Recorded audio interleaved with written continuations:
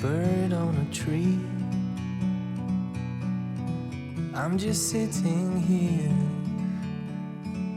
I got time. It's clear to see.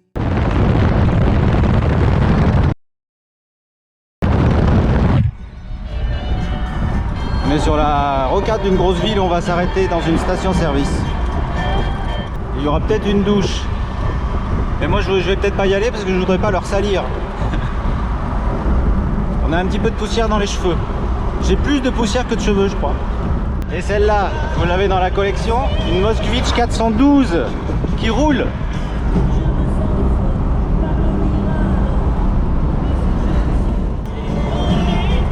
Les égouts de la ville, collector.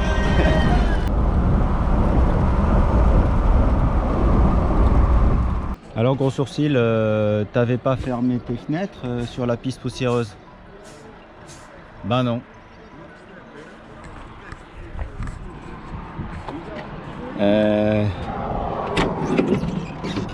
Gros sourcil, tu dors là alors?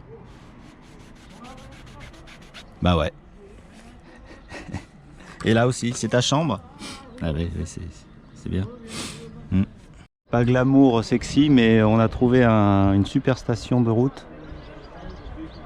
À 100 km de Noukous, on va dormir avec les camionneurs et on va pouvoir boire un coup et peut-être se laver. Il n'y a que des Ouzbeks ce soir. On a passé une super nuit à 100 km de Noukous sur un parking avec un beau restaurant climatisé, plein de camions Ouzbeks qui viennent se reposer là. Et on reprend la route vers Noukous. On rentre dans Noukous, mais c'est la capitale de la région autonome du Karabilaskian-Glouskaya. Donc c'est assez rare, ils parlent plusieurs langues. Ils ont un beau drapeau.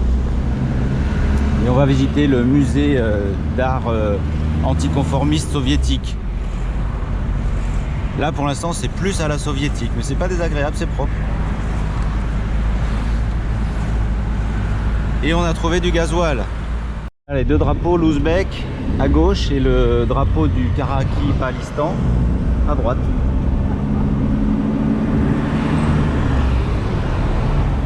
Hop, là j'ai failli bouche d'égout Skaya. Voilà, on est arrivé, on est garé dans Noukous. On va essayer d'aller visiter le musée qui est au fond là-bas. Et puis il y a des gens qui sont en train de faire du jardinage. Il fait 35 degrés, ils ont quand même des petites ombrelles. Et des lunettes de soleil, ils sont nombreux.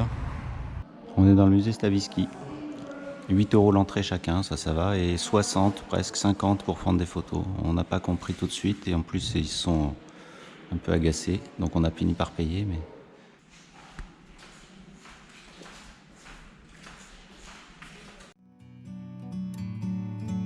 From up here, the world seems small. We can sit together. It's so beautiful, you and me. We meant to be in the great outdoors. On a quitté Noukous. On est dans le désert à l'est de Noukous. On va vers Kivaï à 200 km. Et la dame m'a dit qu'il y avait un restaurant à 40 minutes. C'est un vrai désert. On commence à voir quand même un tout petit peu de zone montagneuse au loin.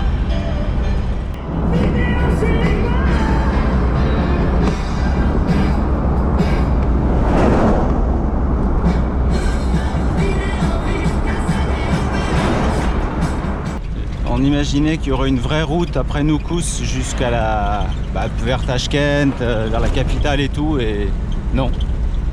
C'est à peine mieux qu'hier, c'est un peu mieux quand même, mais il y a moins de gros trous au milieu de la route, mais il y a quand même des saignées, il y a... Oh là là, c'est épuisant.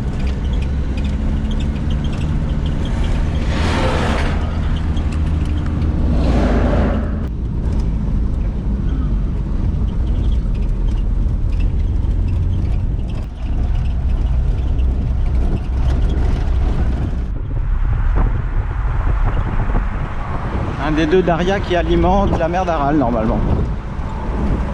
On est enfin sur la bifurcation qui va vers Khiva. Il nous reste un peu plus de 50 km. Ça peut faire 2 heures. Traverse Bourganche à 35 km de Khiva. Ourganche, pas Bourganche, Ourganche. Belle statue de Ourganche.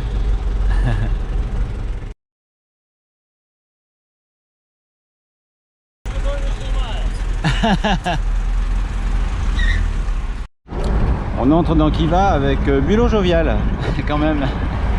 Khiva, 3 km. Ça y est, on rentre, officiellement. C'est une preuve ça quand même. Muraille de Khiva.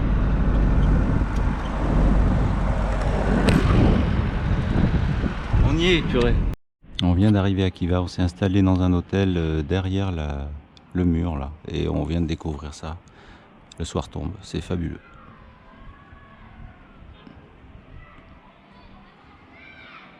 Juste, il n'y a personne, il y a très peu de touristes. À cette heure-là, je sais pas. Mais... Oh là là. Ah, ils sont forts en jeu de lumière, mais enfin, ils ont quand même les bâtiments au départ. Voilà. Là, on est un peu scotché quand même. No, no, no. Il n'y a pas de problème ici. Si va a destra. Quand je suis là, il n'y a pas de problème. Au départ. Mais ça peut arriver. Très très beau silo, hein, vraiment un style épuré. Non, c'est pas drôle. Mais moi, ça me fait rire quand même. Il y a une règle qui dit quand on a fait 100 km de route pourrie, on a le droit de boire une bière. Alors aujourd'hui, on a fait 300 km de route pourrie, donc bah, on était bien en fait. On a respecté le challenge au bar. Alors, on n'a pas acheté Khiva. Hein. On est en location. Tous les trucs bleus, c'est à visiter. Intérieur de la grande mosquée avec, je crois qu'il y a 200 piliers en bois. J'ai pas lu le descriptif complet, mais ils sont magnifiquement travaillés. Il y a un puits de lumière, c'est cool.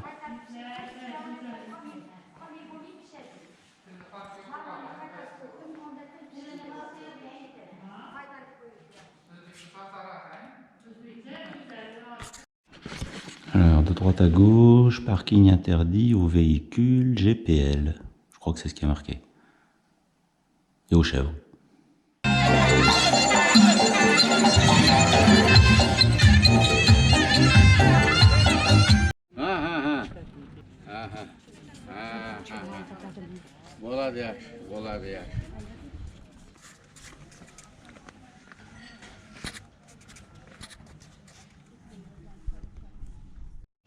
Intérieur du mausolée dans la vieille ville de Khiva.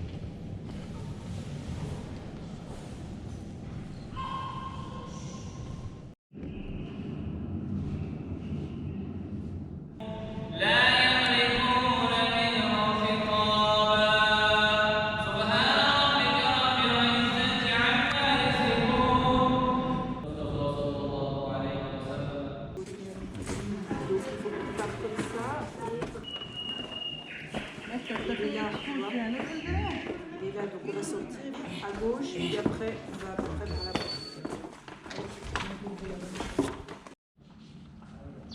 On va voir le Toshkoli. Le harem. Ah, enfin, je retrouve mon élément, mon environnement. Là-bas, c'est la chambre du king, elle l'a dit la dame. Donc je vais voir si je suis bien installé. 4 femmes côté gauche et 40 concubines à droite. Ça devrait aller.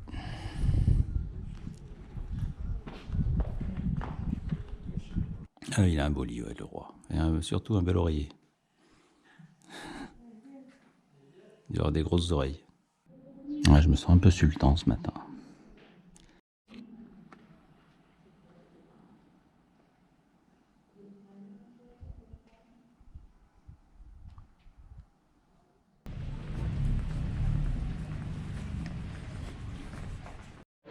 Alors, on est au niveau du haut de la tour de guet. Ça, c'est le mur de la tour. Et on a une belle vue sur toute l'ancienne ville de Khiva. Au coucher du soleil. Alors, on va peut-être attendre un petit peu encore, mais c'est pas trop mal. On voit notre voiture là-bas, garée devant l'hôtel quand même. C'est une preuve. On est à Khiva avec Vélo Jovial et c'est l'endroit idéal pour poser l'autocollant de l'Ouzbékistan face à la citadelle. Je sais où, je mets en dessous du Kazakhstan. Il est super beau, non? Il va bien avec le Kazakh, je trouve. forever free.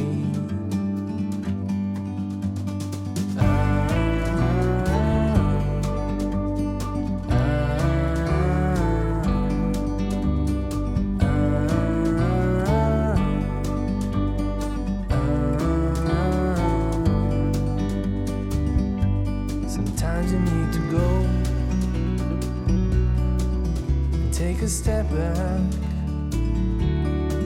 to see the truth around you. From a distance you can tell.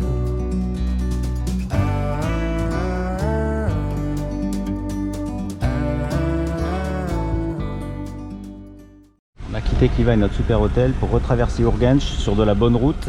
On en profite parce qu'il y a 450 km pour aller à Bukhara et c'est pas bon partout.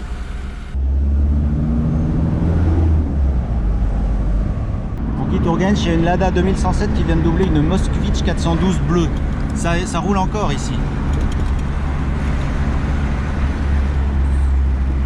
Ça passe. Ça passe.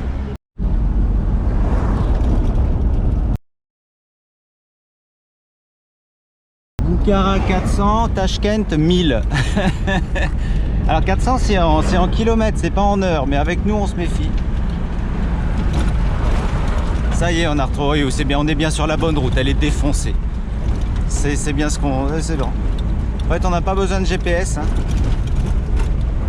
Oh, la férole. On en a pour plus de la journée. On est sur une belle 4 voies en béton là, vers Bukhara, il nous reste 300 et quelques kilomètres. Et on est en plein désert, ça y est, d'un coup là. On a vu le dernier champ de maïs. Désert de sable.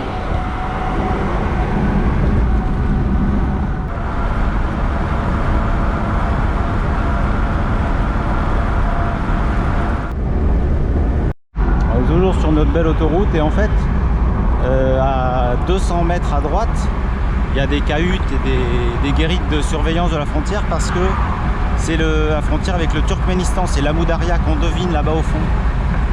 C'est la première fois de notre vie qu'on voit le Turkménistan en vrai. On peut évidemment pas y rentrer, ils veulent pas de nous, mais au moins on le voit. Il y a un mirage, je vois des filles en maillot au bord d'une dune. Mais en fait c'est peut-être des chameaux.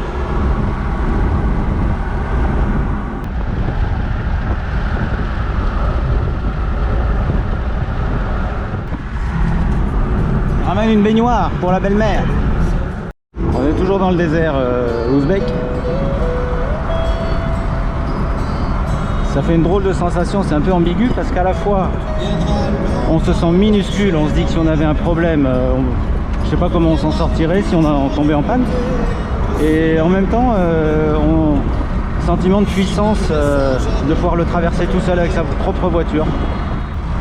Mais c'est pas Rennes-Le Mans quand même. Alors le policier arrête toutes les voitures, on a eu un peu la trouille parce qu'on roulait doucement, on faisait pas de bêtises et en fait c'est parce que on est en plein milieu du désert et il incite les gens à faire une pause de 5 minutes pour se reposer. Aller boire un coup, se mettre à l'ombre. Bah, il fait un peu plus de 40 là donc tout droit, Samarcande par la rocade. C'est la première fois qu'on voit Samarcande. On entre dans Bukhara. On va pas prendre la ville parce que tout a été restauré, rénové, on va pas abîmer les briquettes. Mais c'est beau quand même. En plus on a le soleil du bon côté. Bukhara.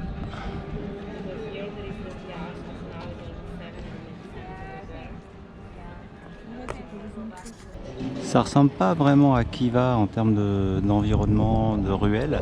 C'est un peu plus dégagé.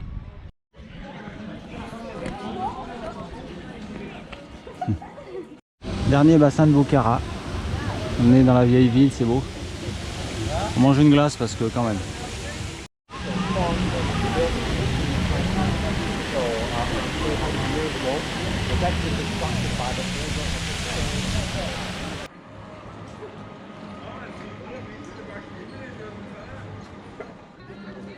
Ouais, quand même.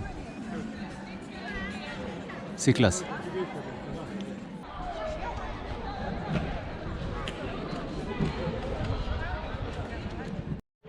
Je sais que j'ai déjà filmé tout à l'heure, mais franchement, Bukhara de nuit.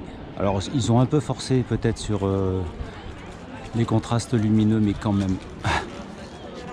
On a fait 8400 bornes depuis la maison, mais on n'est pas déçu là. C'est un petit peu bruyant parce qu'il y a des courses de trottinettes électriques et de pousse-pousse électriques aussi. Un peu partout. Bon, on a quitté Bukhara après un super bivouac au pied de la citadelle et là on est en train de faire le ménage parce que c'était un petit peu pas possible quand même dans la voiture et surtout autour. La poussière qu'on avait chopée depuis le Kazakhstan, donc un petit nettoyage et puis un petit coup d'aspi. Alors le branchement n'est pas tout à fait aux normes mais ça va. On ne s'est pas encore électrocuté. Donc on a mis quelques billets dans la machine, là-bas ça fonctionne impeccable. Bon, j'avais juste pas compris qu'il y avait deux lances, donc moi j'ai utilisé que la lance rouge là-bas, mais c'est que de la mousse, j'étais complètement ridicule. Et après j'ai compris qu'il y avait une lance verte où on pouvait avoir de l'eau avec une forte pression, mais c'est pas grave, il n'y a pas grand monde qui m'a vu.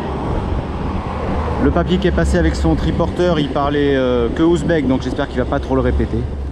Ensuite sur la route de Samarkand, Tashkent Samarkand, c'est une rocade là d'une ville. Je filme parce que vous voyez pas de près, mais on suit un camion turkmène. Quand même, ça vous arrive souvent. Je double un triporteur qui a des barres de fer de 9 mètres. Ah purée.